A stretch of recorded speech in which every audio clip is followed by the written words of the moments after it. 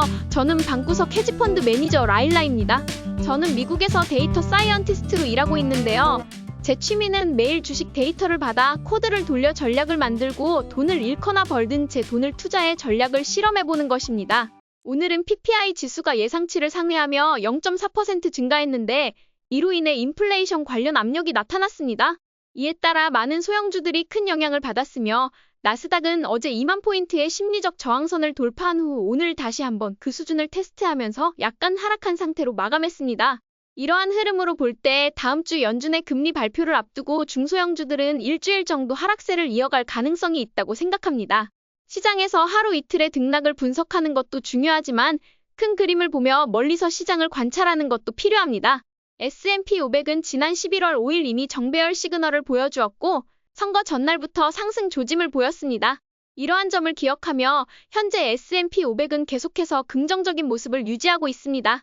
저는 지난 한 달 동안 계속해서 현재 시장 환경은 공격적 상승장이라고 생각했는데요.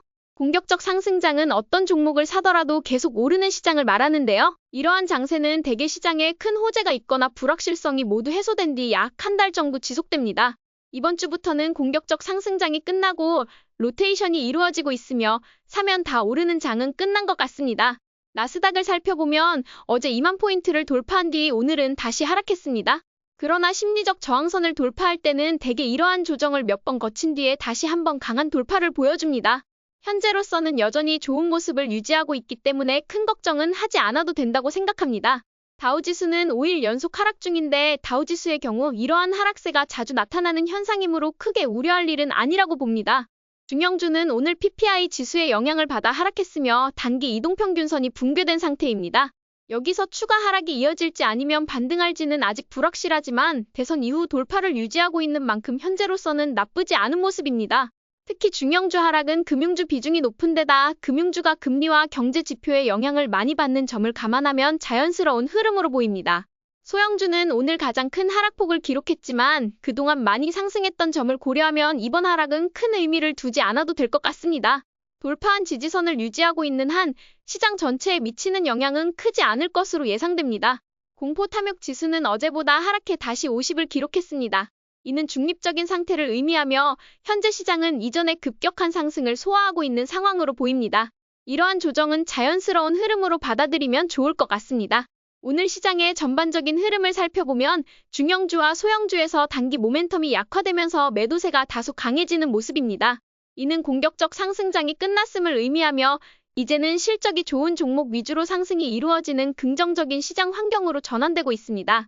지난 한 달간 사기만 하면 오르는 시장이 지속되면서 약간의 우려가 있었지만 중소형주는 다소 쉬어가는 시간을 가진 뒤 다시 한번 강한 상승 기회를 만들어낼 것으로 기대됩니다.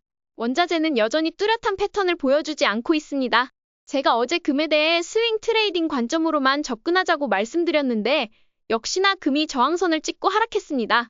현재 금리가 추가 상승할 모멘텀을 전혀 보여주지 않기 때문에 금은 자산 분배의 일환으로만 계속 보유하고 트레이딩 관점에서는 아직 모멘텀이 보이지 않는 상태입니다. 오늘 발표된 PPI 데이터로 인해 장기 금리가 약간 상승하는 모습을 보였는데요. 이는 장기 금리가 약 4%를 저점으로 잡고 이를 유지하며 횡보를 이어갈 가능성이 가장 높아 보입니다. 다음 주 연준의 금리 결정이 예정되어 있기 때문에 채권 시장의 움직임은 이를 기다리며 관망하고 있습니다. 비트코인은 오늘 다시 한번 10만 달러 아래로 하락하며 마감했습니다. 하지만 이러한 움직임은 심리적 저항선을 테스트하며 몇 차례의 반복 과정을 거친 후에야 완전한 돌파로 이어질 가능성이 높습니다. 따라서 현재는 횡보 구간에서 꾸준히 매수하는 전략이 적합하다고 생각합니다.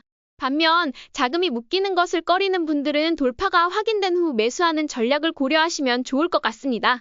비트코인과 친구들은 역시 현재 엄청난 상승 이후 이를 해소하는 과정을 거치고 있다고 판단됩니다. 현재 돌파 구간을 유지하고 있기 때문에 보유의 관점을 유지하는 것이 좋겠습니다. 빅테크들은 이번 주 내내 큰 폭으로 상승했기 때문에 오늘은 약간 쉬어가는 모습을 보였습니다. 현재 빅테크에 대한 우리나라 투자자들의 관심과 투자가 많이 이어지고 있다는 점에서 기쁘게 생각합니다. 또한 빅테크들로 연말 자금이 계속 유입되고 있는 모습을 보니 긍정적입니다. 구글은 어제 돌파 이후 오늘은 약간의 되돌림을 보였지만 여전히 돌파를 유지하고 있는 모습을 보여주었습니다. 현재 구글은 테슬라와 함께 시장에서 심리적으로 가장 긍정적인 평가를 받고 있는 주식 중 하나입니다.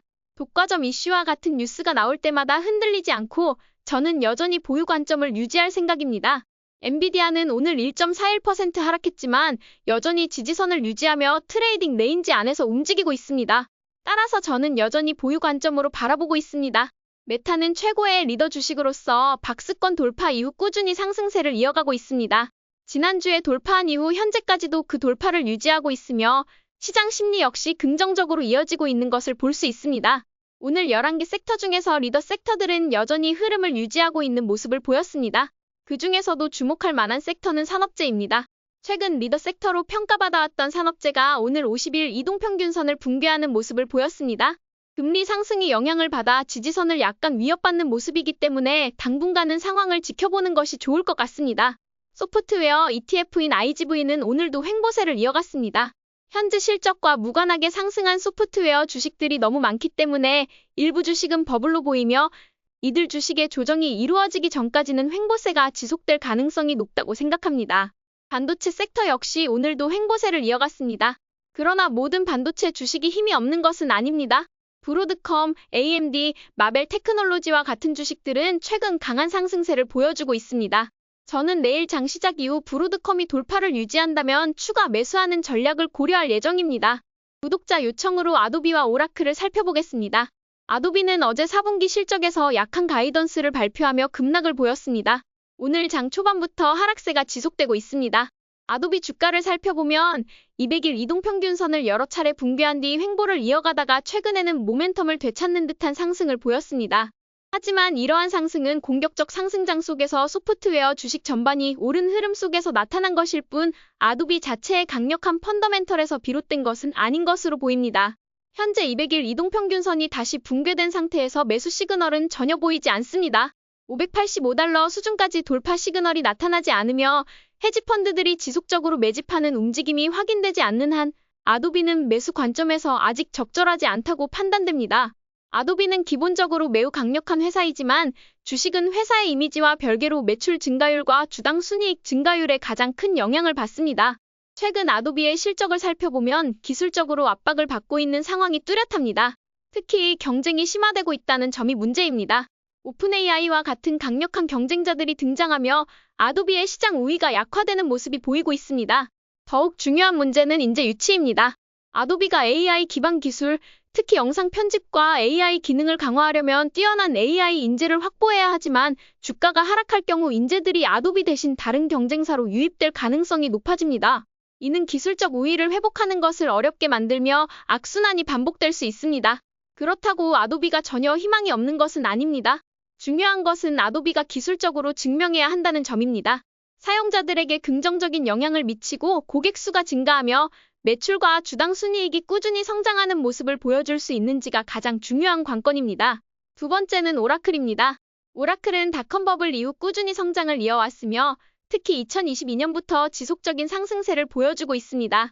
이 흐름의 중심에는 창립자인 레리 앨리슨의 리더십이 있다고 할 수 있습니다. 지난 1년 동안 오라클은 주목할 만한 주가 상승을 기록했습니다. 주가를 되돌아보면 50일 이동평균선이 붕괴되었을 때가 오히려 좋은 매수 기회였던 것으로 보입니다.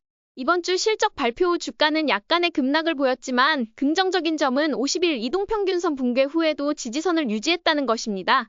이러한 흐름으로 볼 때 저는 오라클을 여전히 보유 관점으로 바라보고 있습니다. 오라클은 지난 몇 년간 비즈니스 모델을 혁신하고자 많은 노력을 기울였습니다. 하지만 아쉬운 점은 매출 증가율과 주당 순이익 상승률이 기대만큼 빠르게 따라오지 않았다는 것입니다. 다만 최근 긍정적인 가이던스와 주요 파트너십 발표가 이어지면서 내년 실적에 대한 기대감을 형성하고 있습니다. 이러한 기대감이 주가 상승을 이끌었다고 해도 과언이 아닙니다. 현재 오라클은 클라우드 시장에서 4위를 유지하고 있지만 데이터베이스 분야에서는 여전히 많은 기업들이 오라클을 선호하고 있습니다. 또한 클라우드 3대장과의 협력 등 다양한 파트너십을 통해 내년 매출 증가와 주당 순이익 개선이 기대됩니다. 문제는 지금 주가가 50일 이동평균선을 붕괴한 상태라는 점입니다. 이 상황에서 중요한 것은 시간입니다. 매수세와 매도세가 균형을 이루고 매도하려는 투자자들이 시장에서 떠난 뒤 새로운 모멘텀이 형성될 때까지 기다려야 합니다. 기다리는 것이 어렵다면 현재 매도 후 다른 기회를 찾거나 추후 돌파 신호가 확인된 뒤 재진입하는 전략도 고려할 수 있습니다. 하지만 오라클의 장기적인 성장 가능성을 믿는 분들이라면 현재 보유를 유지하며 시간이 해결해 줄 것을 기다리는 것도 좋은 선택일 것입니다. 오늘의 최적의 매수 매입도 타이밍들의 주식들을 살펴보도록 하겠습니다. 오늘은 롱텀 리더, 즉 장기적으로 우상향하는 주가를 갖고 있는 회사들 중 모토로라가 오늘 50일 이동평균선을 붕괴했습니다. 이런 일이 있는 건 자주 있는 일이지만 최근 들어서 너무 변동성이 강해지는 것을 보니 이제 주의할 때가 오지 않았나 생각합니다. 두 번째는 데이터베이스 관련 소프트웨어 기업인 컴플루엔트가 오늘 정배열을 시작했습니다. 사실 정배열을 시작했다고 보기에는 그동안 너무 상승을 했고 이젠 쉬어가야 되는 타이밍이지만 일단 정배열이 일었으므로 주목은 해야 된다고 생각해서 공유드리고 싶었습니다. 오늘 돌파 시그널을 보인 기업은 맨하튼 어소시에이트입니다.